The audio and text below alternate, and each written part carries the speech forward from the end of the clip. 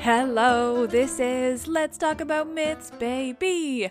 And I am your host, Liv, here with Book 22 of the Odyssey. Things are about to get violent.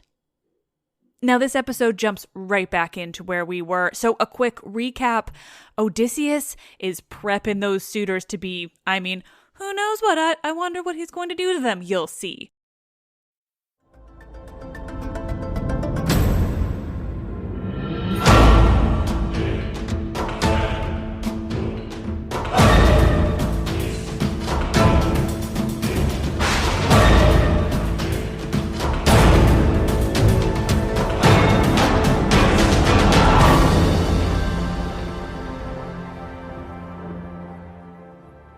This is Homer's Odyssey, translated by Samuel Butler, Book 22. Then Odysseus tore off his rags and sprang onto the broad pavement with his bow and his quiver full of arrows. He shed the arrows onto the ground at his feet and said, "The mighty contest is at an end.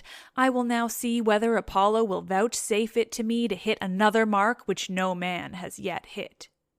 On this he aimed a deadly arrow at Antinous, who was about to take up a two-handled gold cup to drink his wine and already had it in his hands. He had no thought of death. Who amongst all the revelers would think that one man, however brave, would stand alone among so many and kill him? The arrow struck Antinous in the throat, and the point went clean through his neck. So he fell over, and the cup dropped from his hand while a thick stream of blood gushed from his nostrils. He kicked the table from him and upset the things on it so that the bread and roasted meats were all soiled as they fell over onto the ground. The suitors were in an uproar when they saw that a man had been hit. They sprang in dismay, one and all of them, from their seats and looked everywhere towards the walls, but there was neither shield nor spear, and they rebuked Odysseus very angrily. "Stranger," said they, "you shall pay for shooting people in this way. You shall see no other contest. You are a doomed man. He whom you have slain was the foremost youth in Ithaca, and the vultures shall devour you for having killed him." Thus they spoke, for they thought he had killed Antinous by mistake, and did not perceive that death was hanging over the head of every one of them. But Odysseus glared at them and said, "Dogs, did you think that I should not come back from Troy? You have wasted my substance, have forced my women servants to lie with you, and have wooed my wife while I was still living. You have feared neither God nor man, and now you shall die." They turned pale with fear as he spoke, and every man looked round about to see whither he might fly for safety, but Eurymachus alone spoke. "If you are Odysseus," said he, "then what you have said is just. We have done much wrong on your lands and in your house. But Antinous, who was the head and front of the offending, lies low already. It was all his doing. It was not that he wanted to marry Penelope. He did not so much care about that. What he wanted was something quite different, and Jove has not vouchsafed it to him. He wanted to kill your son and be the chief man in Ithaca. Now, therefore, that he has met the death which was his due, spare the lives of your people. We will make everything good among ourselves and pay you in full for all that we have eaten and drunk. Each one of us shall pay you a fine worth 20 oxen, and we will keep on giving you gold and bronze till your heart is softened. Until we have done this, no one can complain of your being enraged against us." Odysseus again glared at him and said, "Though you should give me all that you have in the world, both now and all that you shall ever have, I will not stay my hand till I have paid all of you in full. You must fight or fly for your lives, and fly not a man of you shall." Their hearts sank as they heard him, but Eurymachus again spoke, saying, "My friends, this man will give us no quarter. He will stand where he is and shoot us down till he has killed every man among us. Let us then show fight. Draw your swords and hold up the tables to shield you from his arrows. Let us have at him with a rush to drive him from the pavement and doorway. We can then go through into the town and raise such an alarm as shall soon stay his shooting." As he spoke, he drew his keen blade of bronze, sharpened on both sides, and with a loud cry sprang towards Odysseus. But Odysseus instantly shot an arrow into his breast that caught him by the nipple and fixed itself in his liver. He dropped his sword and fell doubled up over his table. The cup and all the meats went over onto the ground as he smote the earth with his forehead in the agonies of death, and he kicked the stool with his feet until his eyes were closed in darkness. Then Amphinomus drew his sword and made straight at Odysseus to try and get him away from the door, but Telemachus was too quick for him and struck him from behind. The spear caught him between the shoulders and went right through his chest, so that he fell heavily to the ground and struck the earth with his forehead. Then Telemachus sprang away from him, leaving his spear still in the body, for he feared that if he stayed to draw it out, some one of the Achaeans might come up and hack at him with his sword or knock him down. So he set off at a run, and immediately was at his father's side. Then he said, "Father, let me bring you a shield, 2 spears, and a brass helmet for your temples. I will arm myself as well, and will bring other armor for the swineherd and the stockman, for we had better be armed." "Run and fetch them," answered Odysseus, "while my arrows hold out, or when I am alone they may get me away from the door." Telemachus did as his father said, and went off to the storeroom where the armor was kept. He chose 4 shields, 8 spears, and 4 brass helmets with horsehair plumes. He brought them all with speed to his father, and armed himself first, while the stockman and the swineherd also put on their armor, and took their places near Odysseus. Meanwhile, Odysseus, as long as his arrows lasted, had been shooting the suitors one by one, and they fell thick on one another. When his arrows gave out, he set the bow to stand against the end wall of the house by the doorpost, and hung a shield 4 hides thick about his shoulders. On his comely head he set his helmet, well wrought with a crest of horsehair that nodded menacingly above it, and he grasped 2 redoubtable bronze-shod spears. Now there was a trap door on the wall, while at one end of the pavement there was an exit leading to a narrow passage, and this exit was closed by a well-made door. Odysseus told Felicius to stand by this door and guard it, for only one person could attack it at a time. But Agelaus shouted out, "Cannot someone go up to the trap door and tell the people what is going on? Help would come at once, and we should soon make an end of this man and his shooting." "This may not be, Agelaus," answered Melanthius. "The mouth of the narrow passage is dangerously near the entrance to the outer court. One brave man could prevent any number from getting in. But I know what I will do. I will bring you arms from the storeroom, for I am sure it is there that Odysseus and his son have put them." On this, the goatherd Melanthius went by back passages to the storeroom of Odysseus's house. There he chose 12 shields, with as many helmets and spears, and brought them back as fast as he could to give them to the suitors. Odysseus's heart began to fail him when he saw the suitors putting on their armor and brandishing their spears. He saw the greatness of the danger, and said to Telemachus, "Some one of the women inside is helping the suitors against us, or it may be Melanthius." Telemachus answered, "The fault, father, is mine, and mine only. I left the storeroom door open, and they have kept a sharper lookout than I have. Go, Eumaeus, put the door to, and see whether it is one of the women who is doing this, or whether, as I suspect, it is Melanthius, the son of Dolius." Thus did they converse. Meanwhile, Melanthius was again going to the storeroom to fetch some more armor, but the swineherd saw him and said to Odysseus, who was beside him, "Odysseus, noble son of Laertes, it is that scoundrel Melanthius, just as we suspected, who is going into the storeroom. Say, shall I kill him, if I can get the better of him, or shall I bring him here that you may take your own revenge for all the many wrongs that he has done in your house?" Odysseus answered, "Telemachus and I will hold these suitors in check, no matter what they do. Go back, both of you, and bind Melanthius's hands and feet behind him. Throw him into the storeroom and make the door fast behind you. Then fasten a noose about his body and string him close up to the rafters from a high bearing post, that he may linger on in agony." Thus did he speak, and they did even as he had said.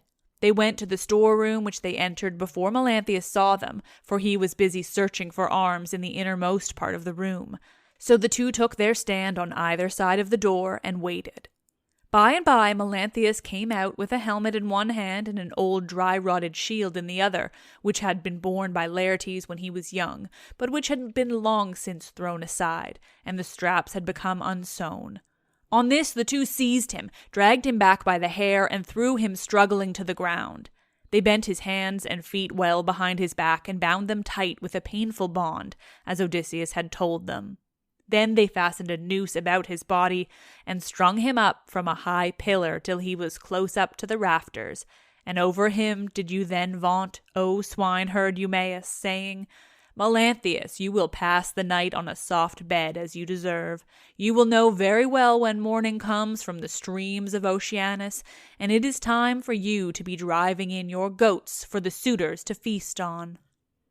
There then they left him in very cruel bondage, and having put on their armor they closed the door behind them, and went back to take their places by the side of Odysseus. Whereon the 4 men stood in the cloister fierce and full of fury. Nevertheless, those who were in the body of the court were still both brave and many. Then Jove's daughter Minerva came up to them, having assumed the voice and form of Mentor. Odysseus was glad when he saw her and said, "Mentor, lend me your help, and forget not your old comrade, nor the many good turns he has done you. Besides, you are my age-mate." But all the time he felt sure it was Minerva, and the suitors from the other side raised an uproar when they saw her. Agelaus was the first to reproach her. "Mentor," he cried, "do not let Odysseus beguile you into siding with him and fighting the suitors. This is what we will do. When we have killed these people, father and son, we will kill you too. You shall pay for it with your head. And when we have killed you, we will take all you have, indoors or out, and bring it into hotch-pot with Odysseus's property. We will not let your sons live in your house, nor your daughters, nor shall your widow continue to live in the city of Ithaca." This made Minerva still more furious, so she scolded Odysseus very angrily. "Odysseus," said she, "your strength and prowess are no longer what they were when you fought for 9 long years among the Trojans about the noble lady Helen. You killed many a man in those days, and it was through your stratagem that Priam's city was taken. How comes it that you are so lamentably less valiant now that you are on your own ground, face to face with the suitors in your own house? Come on, my good fellow, stand by my side and see how Mentor, son of Alcimus, shall fight your foes and requite your kindnesses conferred upon him."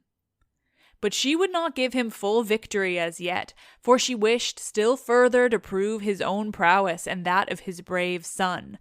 So she flew up to one of the rafters in the roof of the cloister and sat upon it in the form of a swallow.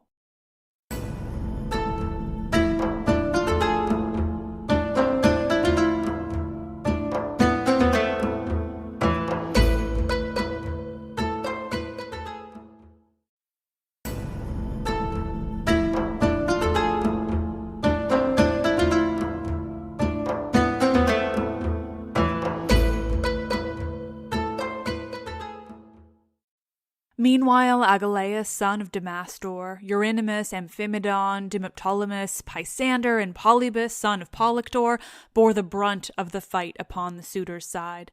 Of all those who were still fighting for their lives, they were by far the most valiant, for the others had already fallen under the arrows of Odysseus.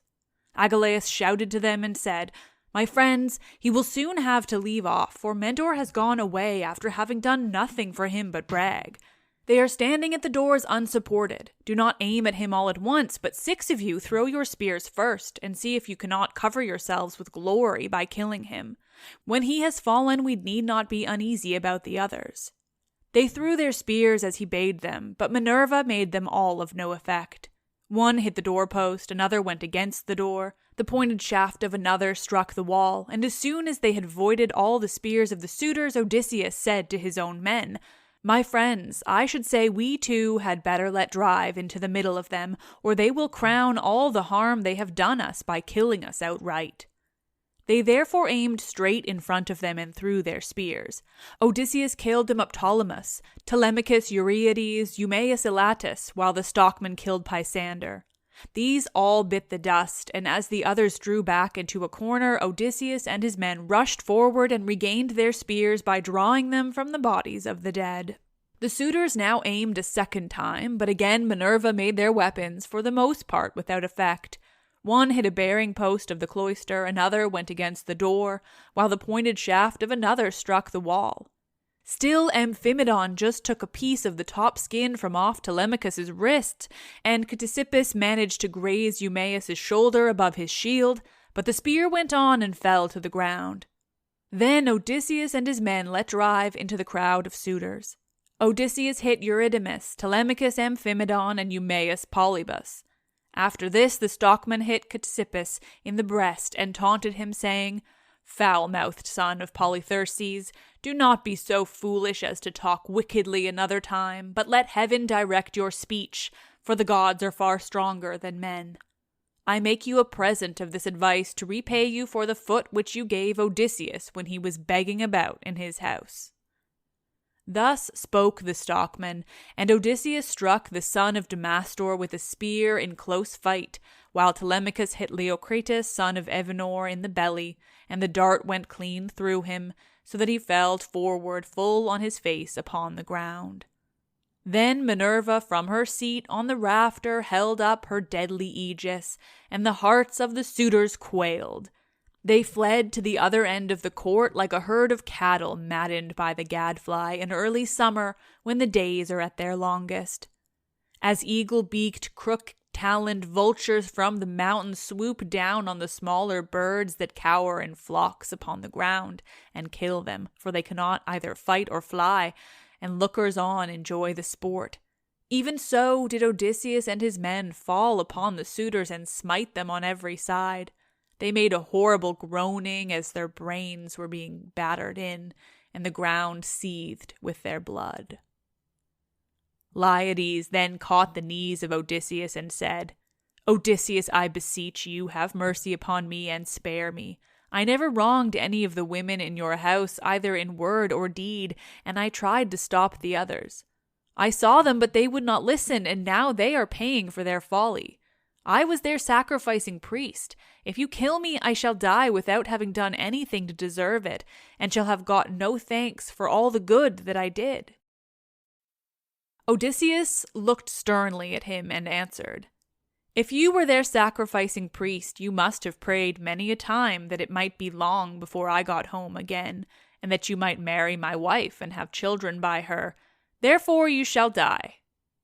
With these words he picked up the sword that Agelaus had dropped when he was being killed, and which was lying upon the ground. Then he struck Liades on the back of his neck, so that his head fell rolling in the dust while he was yet speaking. The minstrel Phemius, son of Terpes, who had been forced by the suitors to sing to them, now tried to save his life. He was standing near towards the trapdoor and held his lyre in his hand. He did not know whether to fly out of the cloister and sit down by the altar of Jove that was in the outer court, and on which both Laertes and Odysseus had offered up the thigh bones of many an ox, or whether to go straight up to Odysseus and embrace his knees. But in the end he deemed it best to embrace Odysseus's knees. So he laid his lyre on the ground between the mixing bowl and the silver-studded seat. Then, going up to Odysseus, he caught hold of his knees and said, "Odysseus, I beseech you, have mercy on me and spare me. You will be sorry for it afterwards if you kill a bard who can sing both for gods and men as I can. I make all my lays myself, and heaven visits me with every kind of inspiration. I would sing to you as though you were a god. Do not therefore be in such a hurry to cut my head off. Your own son Telemachus will tell you that I did not want to frequent your house and sing to the suitors after their meals, but they were too many and too strong for me, so they made me." Telemachus heard him and at once went up to his father. "Hold," he cried, "the man is guiltless. Do him no hurt, and we will spare Medon too, who was always good to me when I was a boy, unless Felicius or Eumaeus has already killed him, or he has fallen in your way when you were raging about the court." Medon caught these words of Telemachus, for he was crouching under a seat beneath which he had hidden by covering himself up with a freshly flayed heifer's hide. So he threw off the hide, went up to Telemachus, and laid hold of his knees. "Here I am, my dear sir," he said. "Stay your hand, therefore, and tell your father, or he will kill me in his rage against the suitors for having wasted his substance and been so foolishly disrespectful to yourself." Odysseus smiled at him and answered, "Fear not. Telemachus has saved your life, that you may know in future, and tell other people how greatly better good deeds prosper than evil ones. Go, therefore, outside the cloisters into the outer court, and be out of the way of the slaughter, you and the bard, while I finish my work here inside." The pair went into the outer court as fast as they could and sat down by Jove's great altar, looking fearfully round, and still expecting that they would be killed. Then Odysseus searched the whole court carefully over to see if anyone had managed to hide himself and was still living, but he found them all lying in the dust and weltering in their blood. They were like fishes which fishermen have netted out of the sea and thrown upon the beach to lie gasping for water till the heat of the sun makes an end of them. Even so were the suitors lying all huddled up one against the other. Then Odysseus said to Telemachus, "Call nurse Euryclea, I have something to say to her." Telemachus went and knocked at the door of the women's room. "Make haste," said he, "you old woman who have been set over all the other women in the house. Come outside. My father wishes to speak to you." When Euryclea heard this, she unfastened the door of the women's room and came out, following Telemachus. She found Odysseus among the corpses, bespattered with blood and filth like a lion that has just been devouring an ox, and his breast and both cheeks were all bloody, so that he is a fearful sight. Even so was Odysseus besmirched from head to foot with gore. When she saw all the corpses and such a quantity of blood, she was beginning to cry out for joy, for she saw that a great deed had been done. But Odysseus checked her. "Old woman," said he, "rejoice in silence, restrain yourself, and do not make any noise about it. It is an unholy thing to vaunt over dead men. Heaven's doom and their own evil deeds have brought these men to destruction, for they respected no man in the whole world, neither rich nor poor, who came near them, and they have come to a bad end as a punishment for their wickedness and folly. Now, however, tell me which of the women in the house have misconducted themselves, and who are innocent." "I will tell you the truth, my son," answered Euryclea. "There are 50 women in the house whom we teach to do things, such as carding wool and all kinds of housework. Of these, 12 in all have misbehaved, and have been wanting in respect to me and also to Penelope. They showed no disrespect to Telemachus, for he is only lately grown, and his mother never permitted him to give orders to the female servants. But let me go upstairs and tell your wife all that has happened, for some god has been sending her to sleep."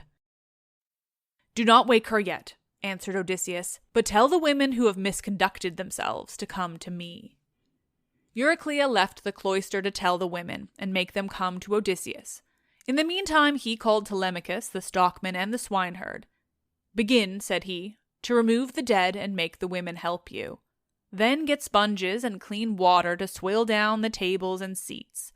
When you've thoroughly cleansed the whole cloisters, take the women into the space between the domed room and the wall of the outer court, and run them through with your swords till they are quite dead, and have forgotten all about love and the way in which they used to lie in secret with the suitors." On this the women came down in a body, weeping and wailing bitterly. First they carried the dead bodies out and propped them up against one another in the gatehouse. Odysseus ordered them about and made them do their work quickly, so they had to carry the bodies out. When they had done this, they cleaned all the tables and seats with sponges and water, while Telemachus and the 2 others shoveled up the blood and dirt from the ground, and the women carried it all away and put it out of doors.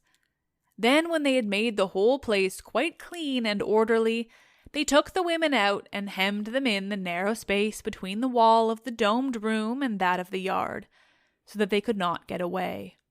And Telemachus said to the other 2, "I shall not let these women die a clean death, for they were insolent to me and my mother, and used to sleep with the suitors."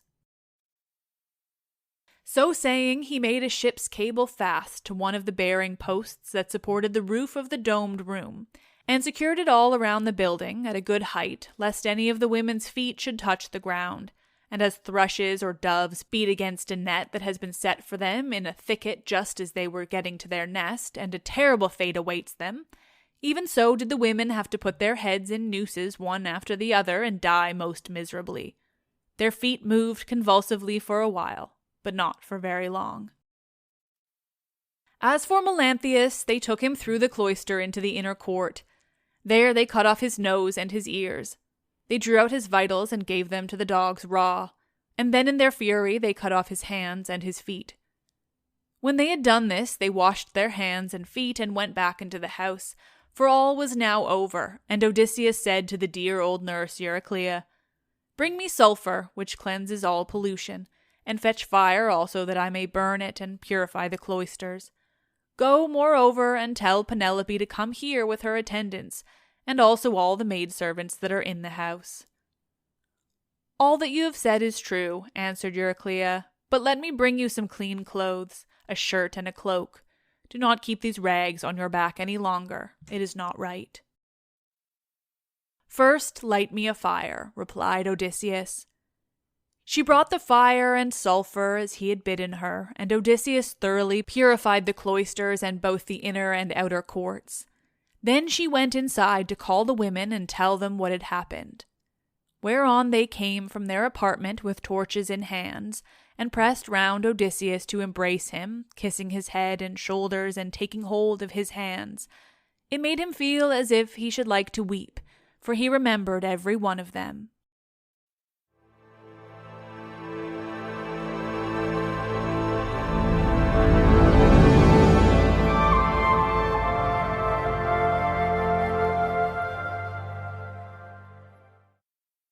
Well, that was a bloody mess.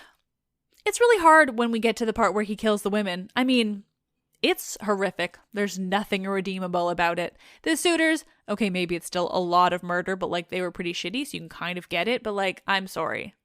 No one needed to kill the women, and they certainly didn't need to kill them in the most horrific way imaginable after making them clean everything. Ugh, that's a bummer. Odysseus, you're kind of a shit sometimes. But, oh my gosh, this is still so much fun. 2 episodes left. Can you believe it? Thank you all so much for listening to this and every other episode, but mostly to just me reading the Odyssey because of how excited it makes me. What a life. I am Liv, and I love this shit.